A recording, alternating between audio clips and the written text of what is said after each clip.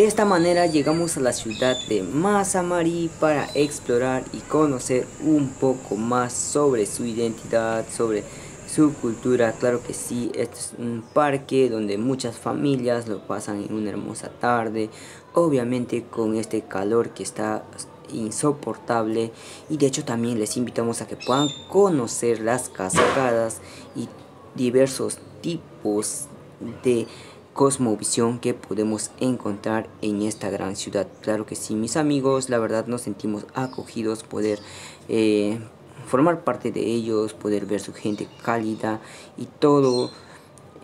Aquí básicamente se pasan momentos muy agradables sobre el tema de los bailes, los emprendedores que vienen promocionando productos de la zona.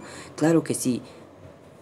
Siempre tenía la excusa de decir qué me puede grabar, cómo puedo hacer mis grabaciones. Esta vez estamos intentando hacer la grabación de manera independiente y pues pueden conocer este nuevo lugar donde ustedes pueden encontrar, en este caso, lugares, por ejemplo, cascadas, muchos recorridos turísticos para poder innovar en el tema de las energías, ya que muchos de nosotros contamos con el empleo, estamos estresados en el lugar donde vivimos, no tenemos básicamente cómo poder dejar este estrés.